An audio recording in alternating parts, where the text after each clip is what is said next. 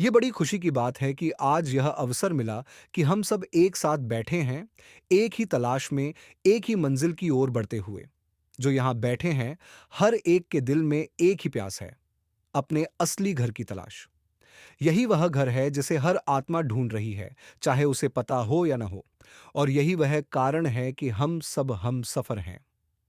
कोई आगे है, कोई पीछे है, लेकिन रास्ता एक ही है और मंजिल भी एक ही है। यह जो हमारा मार्ग है, सचखंड तक पहुंचने का, इसको समझने के लिए पहले यह समझना जरूरी है कि हम कौन हैं, कहाँ खड़े हैं और कहाँ जाना है।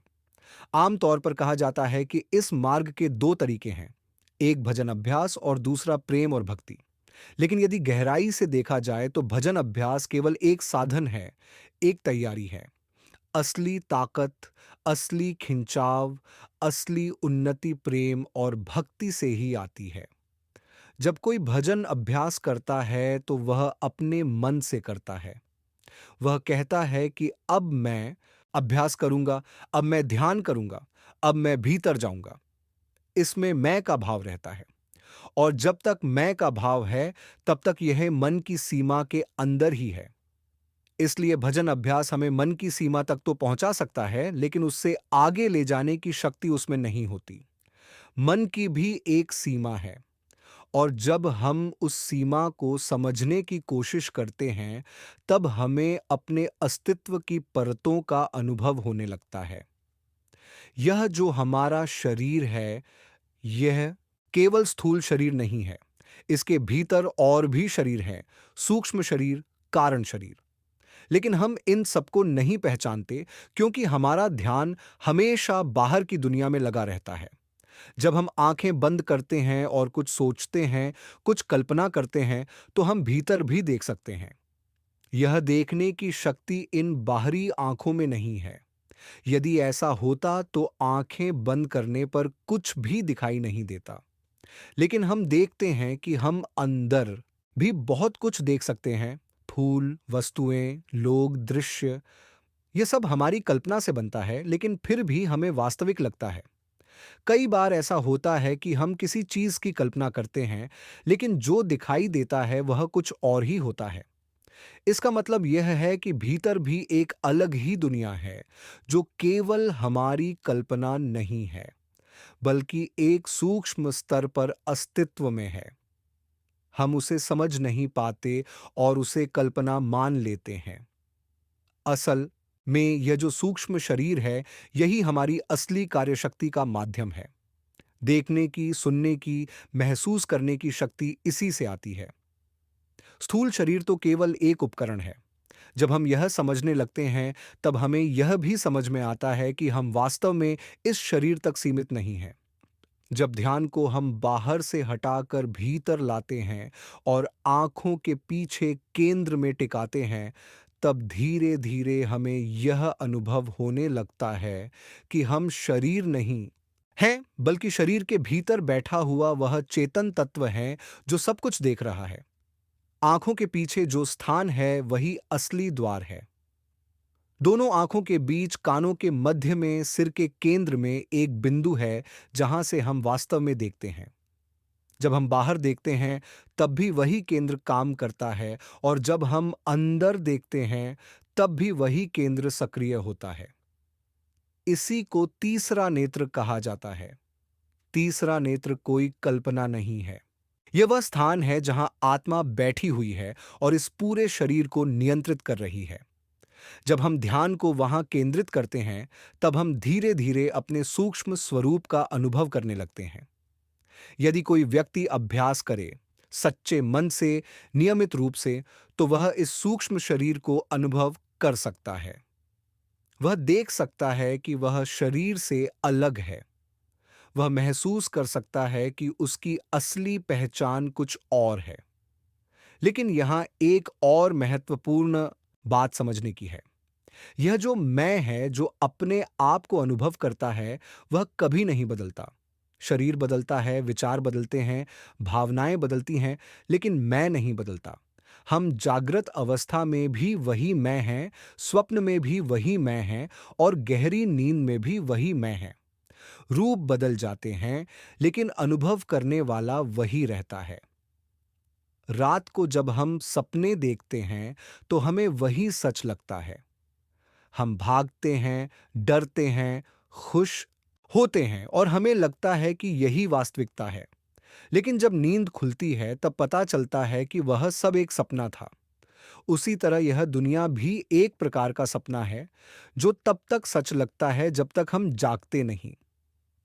एक उदाहरण अक्सर दिया जाता है कि एक व्यक्ति ने सपना देखा कि वह तितली बन गया है। वह उड़ रहा है, फूलों के बीच घूम रहा है और उसे वह दुनिया बहुत सुंदर और सच्ची लगती है। लेकिन जब वह जागता है, तो उसे समझ नहीं आता कि वह इंसान है जिसने तितली का सपना देखा, या वह तितली है जो अब इंसान होने का सपना देख रही है। इसका अर्थ यह है कि मैं की पहचान रूप से नहीं है। मैं हर रूप में वही रहता है, चाहे वह शरीर हो, सूक्ष्म शरीर हो या कोई और अवस्था। मैं नहीं बदलता। यदि कुछ सच है, तो वही मैं है। बाकी सब बदलने वाला है, इसलिए अस्थायी है। अब प्रश्न यह आता है कि इस मैं को अपने असली स्वरूप तक कैसे पहुंचाया जाए। यहां पर भजन अभ्यास की सीमाएं सामने आती हैं, क्योंकि जब तक अभ्यास में मैं कर रहा हूं का भाव है, तब तक यह मन के स्तर तक ही सीमित है। आगे बढ़ने के लिए एक और शक्ति चाहिए, और वह है प्रेम। यह जो प्रेम है, यह दुनिया में नहीं मिलता। यह निस्वार्थ होता है, बिना किसी शर्त के होता है। यह केवल सतगुरु से मिलता है। सतगुरु का प्रेम ऐसा होता है जिसमें कोई निर्णय नहीं होता। वह हमारे कर्मों को देखकर प्यार नहीं करते। उन्हें पता होता है कि आत्मा इस संसार में फंसी हुई है, और उसी करुणा से उनके भीतर प्रेम उमड़ता है। यदि कर्मों के आधार पर प्रेम मिलता, तो किसी को भी नहीं मिलता, क्योंकि हर किसी के कर्म अपूर्ण हैं। लेकिन सद्गुरु का प्रेम इन सब से परे है। जब सद्गुरु आत्मा को देखते हैं, तो उन्हें उस पर दया आती है। उन्हें यह नहीं दिखता कि इसने क्या गलत किया है, बल्कि यह दिखता है कि यह आत्मा कैसे इस बंधन से मुक्त हो सकती है। इसलिए उनका प्रेम और उनकी करुणा साथ साथ चलते हैं, और यही प्रेम आत्मा को ऊपर खींचता है। दुनिया में बहुत प्रकार के गुरु होते हैं। माता पिता भी गुरु हैं, शिक्षक भी गुरु हैं, और धर्म के मार्गदर्शक भी गुरु हैं। लेकिन जब आत्मा के भीतर यह प्यास जागती है कि उसे अपने असली घर तक पहुंचना है, तब वह सतगुरु की तलाश करती है। सतगुरु वही होता है जो आत्मा को उसके स्रोत तक पहुंचा सकता है, जो केवल ज्ञान नहीं देता, बल्कि मार्ग भी दिखाता है और उस पर चलने की शक्ति भी देता है। कुछ गुरु ऐसे होते हैं जो योग सिखाते हैं, चक्रों का अभ्यास कराते हैं। यह भी एक स्तर तक सहायक होता है, लेकिन यह अंतिम नहीं है, क्योंकि ये सब ऊर्जा के केंद्र हैं, ज्ञान के नहीं। असली ज्ञान वहां से शुरू होता है जहां मन समाप्त होता है। सतगुरु आत्मा को उस दिशा में ले जाते हैं जहां से वापसी नहीं होती, जहां स्थायी शांति है, स्थायी आनंद है। और यह यात्रा केवल अभ्यास से नहीं, बल्कि प्रेम से पूरी होती है। जब आत्मा सद्गुरु के प्रेम में डूब जाती है, तब वह अपने आप ऊपर उठने लगती है। उसे प्रयास नहीं करना पड़ता, वह खिंचती चली जाती है। जब आत्मा इस बात को थोड़ा थोड़ा समझने लगती है कि उसका असली स्वरूप शरीर नहीं है, मन नहीं है, बल्कि कुछ और ही है, तब उसके भीतर एक नई जागृति शुरू होती है। यह जागृति बाहर से नहीं आती, यह भीतर से उठती है। जैसे किसी को अचानक याद आ जाए कि वह कहीं और का रहने वाला है, यह जगह उसका असली घर नहीं है। वैसी ही एक हल्की सी पुकार भीतर से उठती है। लेकिन यह मार्ग इतना सरल भी नहीं है कि केवल समझ लेने से सब कुछ हो जाए। समझ केवल शुरुआत है। असली परिवर्तन तब आता है जब यह समझ अनुभव में बदलती है, और अनुभव तब आता है जब ध्यान भीतर स्थिर होता है। जब हम आंखें बंद करके उस केंद्र पर बैठने की कोशिश करते हैं, आंखों के पीछे, सिर के बीचों बीच, तो शुरू में मन बहुत भटकता है। कभी पुराने विचार आते हैं, कभी कल्पनाएं आती हैं, कभी ऐसा लगता है कि कुछ भी नहीं हो रहा। यही वह स्थान है जहां अधिकतर लोग हार मान लेते हैं। उन्हें लगता है कि यह सब केवल कल्पना है, इसमें कोई सच्चाई नहीं है। लेकिन वास्तव में यही वह दरवाजा है जहां से यात्रा शुरू होती है। मन का स्वभाव है बाहर भागना। वह कभी स्थिर नहीं रहना चाहता। जब हम उसे रोकने की कोशिश करते हैं तो वह और भी अधिक उछलता है। इसलिए कहा जाता है कि भजन अभ्यास मन के लिए है, ताकि वह धीरे धीरे शांत हो, स्थिर हो और भीतर टिकना सीख जाए। लेकिन यहाँ एक बहुत सूक्ष्म बात है। यदि हम केवल मन को ही साधते रह जाएं, तो हम मन की सीमा से बाहर नहीं निकल पाएंगे। मन बहुत चतुर है। वह आध्यात्मिकता का भी रूप ले लेता है। वह ध्यान में भी अपने खेल दिखाता है। कभी रोशनी दिखाएगा, कभी आवाजें सुनाएगा, कभी आनंद का अनुभव कराएगा और हमें लगेगा कि हम बहुत आगे बढ़ गए। लेकिन यह सब अभी भी मन के ही क्षेत्र में है। इसलिए संतों ने हमेशा चेताया है कि इन अनुभवों में उलझना नहीं चाहिए। ये रास्ते के संकेत हैं, मंजिल नहीं। असल यात्रा तब शुरू होती है जब आत्मा सतगुरु के प्रेम को पकड़ लेती है। जब भीतर यह भाव आता है कि मैं कुछ नहीं हूं, सब कुछ वही है, तब एक नया द्वार खुलता है। सद्गुरु का प्रेम कोई भावनात्मक चीज नहीं है जो केवल शब्दों में या भावनाओं में सीमित हो। यह एक शक्ति है, एक जीवंत शक्ति जो आत्मा को ऊपर खींचती है। यह वही शक्ति है जो हमें भीतर ले जाती है, मन के पार ले जाती है। जब यह प्रेम जागता है तब अभ्यास भी बदल जाता है। पहले हम कहते थे मैं अभ्यास कर रहा हूं, लेकिन अब लगता है कि अभ्यास अपने आप हो रहा है। पहले हम प्रयास करते थे, अब खिंचाव महसूस होता है। यह खिंचाव ही सद्गुरु की कृपा है। धीरे धीरे आत्मा यह अनुभव करने लगती है कि वह केवल इस शरीर तक सीमित नहीं है। कभी ध्यान में ऐसा लगता है कि शरीर बहुत हल्का हो गया है, कभी ऐसा लगता है कि हम कहीं और चले गए हैं। ये सब संकेत हैं कि आत्मा अपनी पहचान बदल रही है। लेकिन यहां भी सावधानी की आवश्यकता है, क्योंकि मन यहां भी बीच में आ सकता है और कह सकता है कि मैंने यह अनुभव किया, मैं वहां पहुंच गया। जैसे ही मैं का भाव आता है, यात्रा रुक जाती है। इसलिए इस मार्ग में सबसे बड़ा त्याग अहंकार का है। अहंकार बहुत सूक्ष्म होता है। यह केवल बाहर की चीजों में नहीं होता, यह आध्यात्मिकता में भी आ जाता है। कोई कहता है मैं बहुत ध्यान करता हूं, मैंने यह अनुभव किया, मैंने वह देखा। यह सब अहंकार के ही रूप हैं। जब तक यह मैं रहेगा, तब तक सच्चखंड की यात्रा अधूरी रहेगी। इसलिए संत कहते हैं कि अपने आप को मिटा दो। लेकिन इसका अर्थ यह नहीं है कि शरीर को या जीवन को छोड़ देना है। इसका अर्थ है उस मैं को छोड़ देना जो खुद को अलग समझता है। जब यह मैं धीरे धीरे कम होता है, तब आत्मा का असली स्वरूप प्रकट होने लगता है। और जैसे जैसे यह स्वरूप प्रकट होता है, वैसे वैसे संसार की पकड़ ढीली होने लगती है। जो चीजें पहले बहुत महत्वपूर्ण लगती थीं, वे अब उतनी महत्वपूर्ण नहीं लगती। जो दुख पहले बहुत भारी लगता था, अब उतना असर नहीं करता। यह कोई जबरदस्ती का परिवर्तन नहीं है, यह स्वाभाविक है। क्योंकि जब ध्यान भीतर लगने लगता है, तो बाहर की चीजों का प्रभाव अपने आप कम हो जाता है। इसी दौरान आत्मा को कई बार भ्रम भी होता है। कभी लगता है कि बहुत प्रगति हो गई है, कभी लगता है कि कुछ भी नहीं हो रहा। यह उतार चढ़ाव भी यात्रा का हिस्सा है। ऐसे समय में सबसे बड़ी सहायता सतगुरु का विश्वास होता है। जब विश्वास मजबूत होता है, तब व्यक्ति इन उतार चढ़ावों से विचलित नहीं होता। वह जानता है कि जो हो रहा है, वह सही दिशा में हो रहा है। एक बात हमेशा याद रखनी चाहिए, इस मार्ग में कोई जल्दी नहीं है।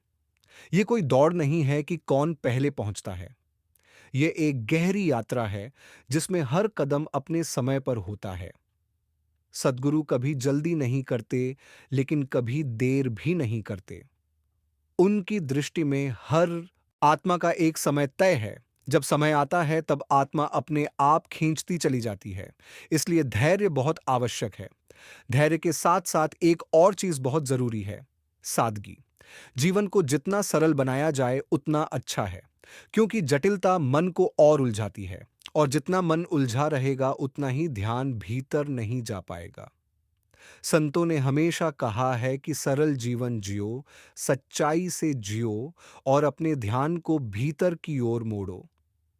लेकिन इन सबके बीच सबसे महत्वपूर्ण है प्रेम। प्रेम के बिना यह मार्ग सूखा है। अभ्यास बिना प्रेम के केवल एक क्रिया बन जाता है, लेकिन जब उसमें प्रेम जुड़ जाता है तो वही अभ्यास भक्ति बन जाता है। और भक्ति में एक मिठास होती है, एक आनंद होता है जो शब्दों में नहीं बताया जा सकता। जब आत्मा इस प्रेम को अनुभव करती है, तब उसे किसी और चीज की आवश्यकता नहीं रहती। धीरे धीरे वह अपने स्रोत की ओर लौटने लगती है, और यही इस जीवन की सबसे बड़ी उपलब्धि है। जब हम ये समझ लेते हैं कि देखने की ताकत इन आंखों में नहीं है, बल्कि अंदर किसी और जगह से आ रही है, तब हमारा ध्यान अपने आप उस जगह की तरफ जाने लगता है। जब दोनों आंखें अलग अलग तस्वीरें देख रही हैं, फिर भी हमें बाहर एक ही तस्वीर क्यों दिखाई देती है? इसका मतलब साफ है कि कहीं न कहीं दोनों तस्वीरें मिल रही हैं। वह जगह आंखों के पीछे है, सिर के बीच में है, जहां ये दोनों तस्वीरें एक बन जाती हैं। यही वह स्थान है जिसे तीसरा नेत्र कहते हैं। जब हम आंख बंद करके देखते हैं, तब भी वहीं से देखते हैं। जब आंख खोलकर देखते हैं, तब भी वहीं से देखते हैं। इसका मतलब यह है कि हमारा असली देखने वाला वही है जो उस जगह पर बैठा हुआ है। वही हमारा सूक्ष्म स्वरूप है, और वही इस पूरे शरीर को चला रहा है। जब हम हाथ से किसी चीज को छूते हैं, जब हम किसी चीज का स्वाद लेते हैं, जब हम कोई आवाज सुनते हैं, यह सब केवल शरीर नहीं कर रहा, बल्कि उसके पीछे एक चेतना काम कर रही है। वही चेतना हमारा असली स्वरूप है। लेकिन हमने गलती यह कर दी कि हमने इस बाहरी दुनिया को ही असली मान लिया। दिन रात हमारा ध्यान बाहर ही लगा रहता है, इसलिए हमें यही लगता है कि यही सब कुछ है। असल में यह भी एक तरह का सपना ही है। जैसे रात को सपना आता है, और जब तक हम सो रहे होते हैं, तब तक वही हमें सच लगता है। हम उसमें भागते हैं, डरते हैं, खुश होते हैं, सब कुछ उसी में सच लगता है। लेकिन जैसे ही नींद खुलती है, हमें समझ आता है कि हम तो बिस्तर पर ही लेटे थे, कहीं गए ही नहीं थे। ठीक वैसे ही, जब तक हमारी आत्मा इस दुनिया में फंसी हुई है, तब तक यही दुनिया हमें सच लगती है। जब जागृति आती है, तब पता चलता है कि यह भी एक अवस्था थी, एक अनुभव था। इसी बात को समझाने के लिए एक उदाहरण दिया जाता है। एक व्यक्ति ने सपना देखा कि वह एक तितली बन गया है। वह उड़ रहा है, फूलों पर बैठ रहा है, उसे बहुत आनंद आ रहा है। उसे लग रहा है कि यही उसकी असली दुनिया है। लेकिन जब उसकी आंख खुलती है, तो वह सोच में पड़ जाता है, क्या मैं इंसान हूं जिसने तितली का सपना देखा, या मैं तितली हूं जो अब इंसान होने का सपना देख रही है? इसका मतलब यह है कि जो मैं है, वह कभी नहीं बदलता। शरीर बदल जाता है, अवस्था बदल जाती है, लेकिन मैं वही रहता है। चाहे वह इंसान के रूप में हो, चाहे सपने के शरीर में हो, चाहे किसी और अवस्था में, अनुभव करने वाला वही है। अगर हम यह मान लें कि जो कभी नहीं बदलता वही सच्चा है, तो फिर केवल एक ही चीज सच्ची है, हमारा असली स्वरूप। बाकी सब कुछ बदल रहा है, इसलिए अस्थाई है। अब आगे एक और बहुत महत्वपूर्ण बात आती है, वह है प्रेम। ये जो बिना शर्त वाला प्रेम है, ये इस दुनिया में नहीं मिलता। ये केवल सद्गुरु से मिलता है। सद्गुरु का प्रेम ऐसा होता है जिसमें कोई जजमेंट नहीं होता। वह यह नहीं देखते कि किसके कर्म अच्छे हैं, किसके बुरे हैं। उन्हें पता होता है कि सभी आत्माएं कर्मों में फंसी हुई हैं। अगर कर्मों के हिसाब से प्रेम मिलता, तो किसी को भी प्रेम नहीं मिलता। लेकिन सद्गुरु जब आत्मा को देखते हैं, तो उन्हें उस पर दया आती है। उन्हें यह दिखता है कि यह आत्मा कैसे इस जाल में फंस गई है और इसे कैसे निकाला जाए, इसलिए उनका प्रेम अपने आप आता है। उनकी करुणा और उनका प्रेम साथ साथ चलते हैं। वह कभी यह नहीं कहते कि तुम्हारे कर्म खराब हैं, तुम्हारा कोई चांस नहीं है। उनके लिए हर आत्मा महत्वपूर्ण है। दुनिया में बहुत तरह के गुरु होते हैं। सबसे पहला गुरु माता पिता होते हैं, जिनसे हमें जीवन मिलता है और हम सब कुछ सीखना शुरू करते हैं। फिर स्कूल में शिक्षक होते हैं जो हमें पढ़ाते हैं। फिर धर्म के स्थानों पर जो हमें मार्ग दिखाते हैं, वे भी हमारे गुरु होते हैं। लेकिन जब भीतर से पुकार आती है कि हमें अपने असली घर तक पहुंचना है, तब आत्मा एक सच्चे मार्गदर्शक की तलाश करती है। वह सद्गुरु की तलाश होती है। कुछ गुरु ऐसे होते हैं जो योग सिखाते हैं, चक्रों का अभ्यास कराते हैं। यह भी एक स्तर तक सही है, क्योंकि शरीर में जो भी शक्तियां हैं, वे इन केंद्रों में होती हैं। लेकिन यह अंतिम नहीं है, क्योंकि ये केवल ऊर्जा के केंद्र हैं, ज्ञान के नहीं।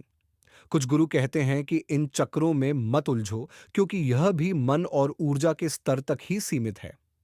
असल ज्ञान उससे आगे है। वह ज्ञान भीतर है, जहां से चेतना आती है।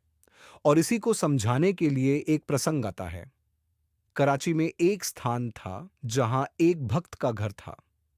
उन्होंने बहुत प्रेम से सतगुरु को वहां विश्राम के लिए बुलाया।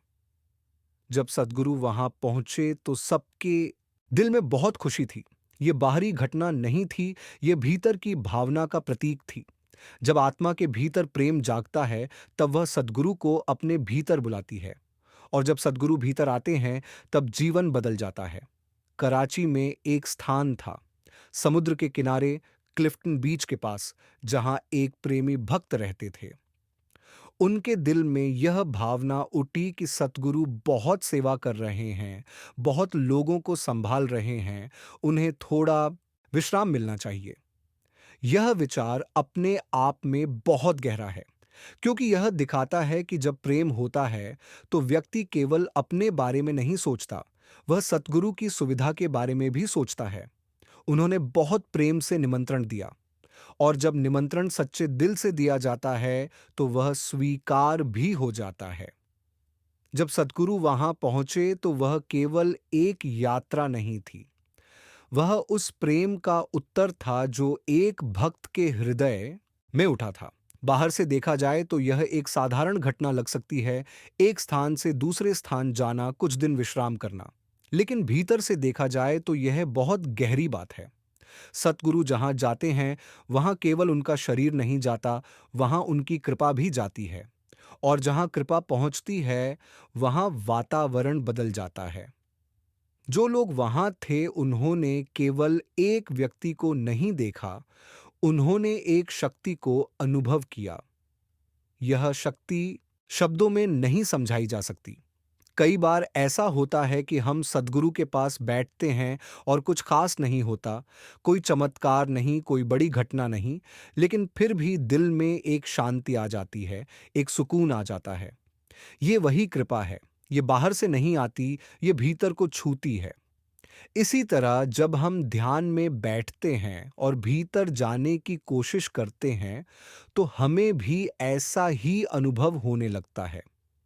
पहले हम सोचते हैं कि हमें कुछ देखना है, कुछ पाना है, लेकिन धीरे-धीरे समझ में आता है कि असली बात देखने या पाने की नहीं है, असली बात जुड़ने की है। जब जुड़ाव होता है, तो बाकी सब अपने आप हो जाता है। इसलिए कहा गया है कि भजन अभ्यास जरूरी है, लेकिन वह अंतिम नहीं है। वह हमें तैयार करता है, हमें शांत करता है, हमें भीतर बैठना सिखाता है। लेकिन जो हमें आगे ले जाता है, वह सद्गुरु का प्रेम है। और यह प्रेम हमें तब मिलता है जब हम अपने आप को खोलते हैं, अपने अहंकार को छोड़ते हैं। जब तक हम अपने आप को ही पकड़े रहते हैं, मैं ऐसा हूं, मैं वैसा हूं, मैंने यह किया, मैंने वह किया, तब तक यह प्रेम पूरी तरह से हमारे भीतर नहीं उतर पाता। लेकिन जैसे ही हम अपने आप को थोड़ा ढीला छोड़ते हैं, जैसे ही हम यह स्वीकार करते हैं कि मैं कुछ नहीं जानता, मुझे मार्गदर्शन चाहिए, तभी यह प्रेम हमारे भीतर उतरना शुरू होता है। यह प्रेम बहुत शांत होता है, बहुत गहरा होता है। ये शोर नहीं करता, ये दिखावा नहीं करता, ये धीरे-धीरे भीतर फैलता है और जब ये फैलता है तब जीवन बदलने लगता है। जो चीज़ें पहले बहुत बड़ी लगती थीं, वे छोटी लगने लगती हैं। जो दुःख पहले सहन नहीं होते थे, वे अब उतने भारी नहीं लगते, क्योंकि अब एक सहारा है और वह सहारा बाहर का नहीं है, वह भीतर का है। जब आत्मा इस सहारे को पहचान लेती है, तब उसे डर नहीं लगता, उसे भविष्य की चिंता नहीं रहती। उसे यह विश्वास हो जाता है कि जो भी होगा, वह ठीक होगा। यह विश्वास अपने आप नहीं आता, यह अनुभव से आता है। जब बार-बार यह अनुभव होता है कि कोई भीतर से संभाल रहा है, तब यह विश्वास मजबूत हो जाता है और यही विश्वास साधक को आगे बढ़ाता है। इस मार्ग में गिरना भी होता है, रुकना भी होता है, भटकना भी होता है। लेकिन अगर विश्वास बना रहे, तो फिर वापसी भी होती है। सद्गुरु कभी भी आत्मा को छोड़ते नहीं हैं। चाहे आत्मा कितनी भी दूर चली जाए, वह उसे वापस ले आते हैं। बस एक शर्त है कि आत्मा का रुख उनकी ओर बना रहे। अगर दिशा सही है तो मंजिल दूर नहीं है। धीरे धीरे अभ्यास और प्रेम के साथ आत्मा अपने असली स्वरूप के और करीब आने लगती है। अब उसे यह स्पष्ट होने लगता है कि वह केवल यह शरीर नहीं है, न ही केवल मन है। वह कुछ और है, कुछ बहुत ही पवित्र, बहुत ही शांत, बहुत ही स्थायी। और जब यह अनुभव गहरा होता है, तब आत्मा का डर खत्म हो जाता है। मृत्यु का डर भी खत्म हो जाता है, क्योंकि अब उसे पता है कि वह कभी मरती नहीं है। शरीर बदलता है, लेकिन वह नहीं बदलती। यह समझ केवल शब्दों में नहीं होनी चाहिए, यह अनुभव में आनी चाहिए। और यह अनुभव सद्गुरु की कृपा से ही आता है। इसलिए इस मार्ग में सबसे महत्वपूर्ण चीज है संबंध, सद्गुरु के साथ संबंध। यह संबंध शब्दों का नहीं है, यह दिल का है। जब यह संबंध बन जाता है, तब हर चीज आसान हो जाती है, अभ्यास भी, जीवन भी और यह पूरी यात्रा भी। और अंत में यही संबंध आत्मा को उसके असली घर तक ले जाता है, जहां से वह आई थी, जहां उसे वापस जाना है और जहां पहुंचकर उसकी खोज समाप्त हो जाती है। यह जीवन हमें अपने असली घर लौटने के लिए मिला है। भजन अभ्यास हमें तैयार करता है, मन को शांत करता है, लेकिन हमें आगे ले जाने वाली शक्ति केवल सतगुरु का प्रेम है। जब आत्मा अपने आप को छोड़कर समर्पण में आ जाती है, तब रास्ता अपने आप खुलने लगता है। न ज्यादा सोचने की जरूरत है, न किसी दिखावे की, बस सच्चा भाव, सच्चा प्रेम और सद्गुरु पर विश्वास। धीरे धीरे यही प्रेम हमें भीतर खींच लेता है, मन के पार ले जाता है और अंत में अपने असली स्वरूप से मिला देता है। यही जीवन का सार है, सद्गुरु से जुड़ना, भीतर जाना और अपने घर वापस लौट जाना।